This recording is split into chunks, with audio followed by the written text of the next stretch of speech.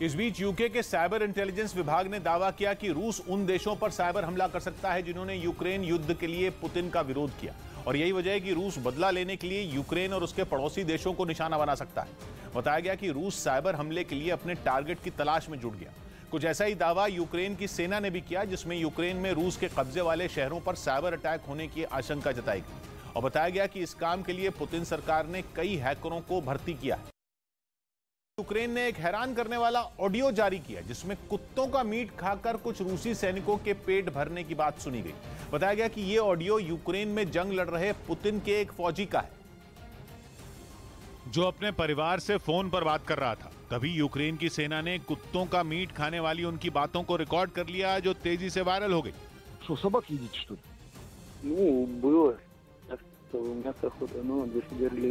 मतलब ये कि जब मीट का इंतजाम नहीं हो पाया तो रूसी सैनिकों ने इसकी भरपाई के लिए कुत्तों को भी नहीं बख्शा। बताया गया कि सेना की तरफ से खाने पीने की जो चीजें मिली थी उन्हें खाकर रूस के सैनिक ऊब चुके हैं, इसलिए उन लोगों ने ताजा मीट खाने के लिए कुत्तों का शिकार करना शुरू कर दिया। दावा तो यह भी किया गया कि लगातार जंग लड़ रहे रूसी सैनिकों की आम जरूरतें भी अब पूरी नहीं हो पा रही हैं।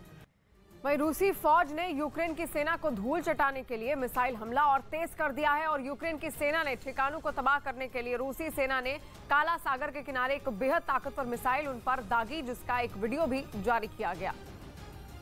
और उस वीडियो को काला सागर के किनारे से रूस की सेना ने यूक्रेन के ठिकानों को तबाह करने के लिए बैस्टियन कोस्टल मिसाइल सिस्टम से एक मिसाइल दागी गई। लॉन्च पैड से निकलते ही चंद सेकंड में वो मिसाइल धुआं छोड़ते हुए सीधे आसमान में पहुंची और फिर अपने निशाने की तरफ से तेजी से मुड़ गई। बताया गया कि ये मिसाइल बेहद ताकतवर मिसाइल है, जो कई किलोमीटर की दूरी तय करके जमीन पर मौजूद दुश्मन के ठिकानों को पलक झपकते ही तबाह कर देती है। रूस की ओर से ये दावा किया गया कि इस मिसाइल से यूक्रेन की सेना के जिन ठिकानों को टारगेट किया गया, वहाँ पर यूक्रेन की सेना ने पश्चिमी देशों से मिले हथियार और गोला बारूद छुपा रखे थे। वहीं जंग के मैदान में यूक्रेन के सैनिकों से लोहा लेने वाले अपने फौजियों को रूस ने सम्मानित किया। इसका एक वीडियो भी सामने आया, जिसमें सेना के एक अधिकारी सैनिकों को मेडल पहनाते नजर आए। सैकड़ों की तादाद में रूसी जवान दिखाई दिए, जो यूक्रेन से जंग लड़कर लौटे थे। एक एक कर सैनिकों को मेडल पहनाकर उनका हौसला बढ़ाया गया। बताया गया कि इन जवानों ने यूक्रेन के सैनिकों से डटकर मुकाबला किया, इसीलिए जब ये देश लौटे तो हौसला बढ़ाने के लिए सम्मान समारोह रखा गया। इस दौरान वहां मौजूद ब्रिंस्क प्रांत के गवर्नर ने अपने फौजियों की जमकर तारीफ की। जंग की वजह से घर से दूर हुए रूसी सैनिक जब अपने परिवार से मिले तो वो भावुक हो गए। कुछ ने तो गले मिलकर देश वापसी का जश्न मनाया। यूक्रेन ने लुहांस्क के एक इलाके में चल रही जंग की कुछ तस्वीरें जारी की। रूसी सेना का दावा है कि उसकी मदद से अलगाववादियों का लुहांस्क के ज्यादातर हिस्सों पर कब्जा हो गया है, और जो इलाके बाकी बचे हैं उन पर कब्जा करने के लिए यूक्रेन के सैनिकों के साथ युद्ध जारी है, जिसका एक वीडियो भी सामने आया, जिसमें साफ दिखा कि लुहांस्क के जिस इलाके पर बमबारी हुई वहां एक जोरदार धमाका हुआ और फिर वहां से आग का गोला आसमान की तरफ उठा। इसके बाद आग के शोलों के साथ निकलने वाला काला धुआं चारों तरफ फैल गया। हालांकि तुरंत ही राहत और बचाव दल के लोग भी वहां पहुंच गए और आग को बुझाने के लिए जूझते नजर आए। इतना ही नहीं, रूसी बमबारी से वहां हुई तबाही की कुछ और तस्वीरें भी सामने आई, जिनमें एक तस्वीर में भारी भरकम मिसाइल सड़क पर दिखी, जबकि वहां का एक तेल डिपो आग की लपटों में घिरा नजर आया। यही नहीं, मिसाइल हमले की वजह से तेल डिपो से निकलने वाली गैस ने भी आग पकड़ ली। रूस के इस हवाई हमले में कई इमारतें भी तबाह हो गई।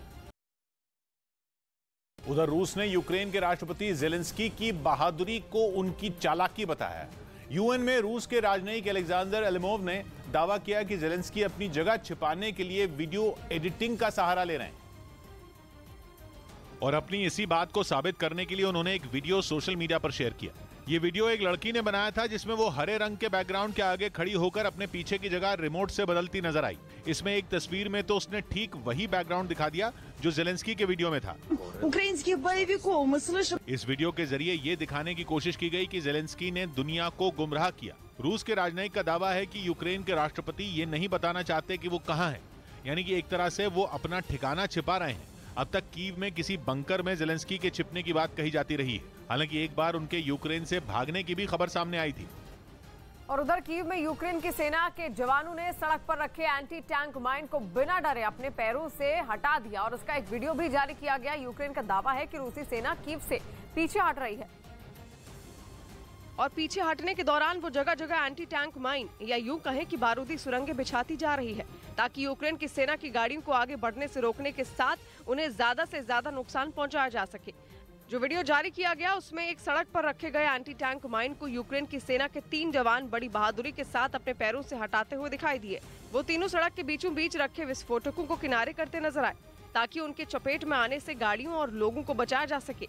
इसी वीडियो के दूसरे हिस्से में एक सड़क पर बारूदी सुरंगों का जाल बिछा दिखाई दिया। उन्हें इस तरह बिछाया गया था कि सड़क से गुजरने वाली गाड़ियों के परखच्चे उड़ जाएं। हालांकि रूस की इस साजिश पर उस वक्त पानी फिर गया जब वहां से गुजरने वाले लोगों ने अपनी गाड़ियों को लैंड माइन पर बिना चढ़ाए ही पार कर लिया। इसके साथ ही उन्हें अपनी गाड़ियों को तिरछा चलाना पड़ा, जो बेहद खतरनाक था, क्योंकि गाड़ी का अगर एक भी पहिया उस पर पड़ता तो उसका नामो निशान मिटना तय था। वहीं यूक्रेन युद्ध के बीच यूके ने रूस के साथ रिश्तों पर चीन को चेतावनी दी।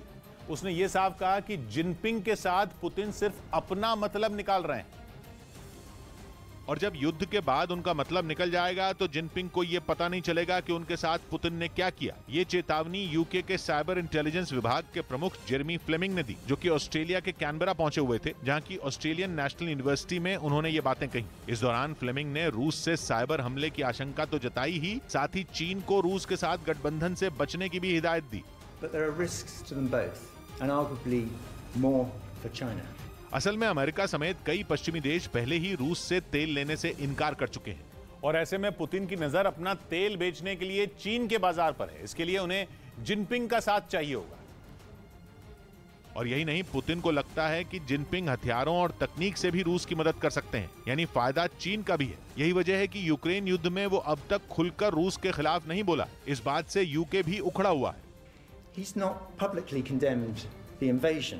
एक तरह से जिनपिंग को लगता है कि रूस के खिलाफ कुछ भी बोलने से चीन को घाटा ही होगा, यानी वो डरे हुए हैं और अभी चुप रहने में ही अपना फायदा समझते हैं। पुतिन से ये डर जिनपिंग को ही नहीं बल्कि पुतिन के अधिकारियों को भी है। यूके के साइबर इंटेलिजेंस विभाग के प्रमुख का दावा है कि रूसी अधिकारियों में पुतिन का काफी खौफ है और वो उनके सामने सच बोलने से डरते हैं।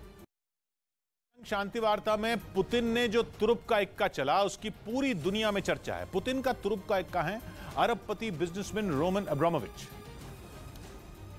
जो कुछ दिन पहले तब सुर्खियों में आ गए थे जब खबर उड़ी थी कि 3 मार्च को कीव में हुई बैठक में रूस के कारोबारी रोमन अब्रामोविच समेत दूसरे अधिकारियों की तबीयत अचानक बिगड़ गई थी। कहा जा रहा है कि पुतिन के कुछ बहुत खास लोगों में एक रोमन अब्रामोविच को जहर दिया गया था। ये तो सब जानते हैं कि रोमन अब्रामोविच मशहूर फुटबॉल क्लब चेल्सी के मालिक रह चुके हैं और उनके पास अरबों की संपत्ति है। लेकिन शायद ये बात बहुत कम लोग जानते होंगे कि पुतिन और अब्रामोविच का रिश्ता बाप बेटे जैसा है। वैसे जिन्हें नहीं पता उनके लिए यकीन करना मुश्किल होगा, क्योंकि पुतिन और अब्रामोविच बहुत कम साथ दिखते हैं। उनकी साथ में बातचीत की ये तस्वीर भी बहुत पुरानी है। 55 साल के इस अरबपति के लिए मशहूर है कि उसे किसी से खास मतलब नहीं रहता। कहा तो ये भी जाता है कि वो दूसरे शख्स के साथ आंख से आंख मिलाकर बात ही नहीं करते। लेकिन कहते हैं कि पुतिन के एक बार कहने पर रोमन अब्रामोविच यूक्रेन और रूस के बीच बातचीत का पुल बन गए, जिसकी एक और वजह यह बताई गई कि ज़ेलेंस्की भी चाहते थे कि रोमन अब्रामोविच रूस के प्रतिनिधिमंडल में शामिल रहें। कहा जा रहा है कि जब अमेरिका रूस के कुछ अरबपतियों पर प्रतिबंध लगा रहा था तब ज़ेलेंस्की ने उसे उनमें अब्रामोविच को शामिल करने से रोका था और कहा था कि वो रूस के साथ शांति वार्ता के दौरान मोल भाव करने में अहम रोल निभा सकते हैं। जंग शुरू होने के बाद रोमन अब्रामोविच ने ऐलान किया था कि वो फुटबॉल क्लब चेल्सी को बेच देंगे और उन पैसों से एक चैरिटेबल संस्था बनाएंगे जो यूक्रेन जंग में घायल लोगों की मदद करेगी। 1966 में रूस में पैदा हुए रोमन अब्रामोविच का परिवार यहूदी है। उनके नाना नानी यूक्रेन में पैदा हुए थे, तो वहीं रोमन के दादा दादी बेलारूस के रहने वाले थे। मतलब ये कि उनका कनेक्शन रूस, यूक्रेन और बेलारूस तीनों से।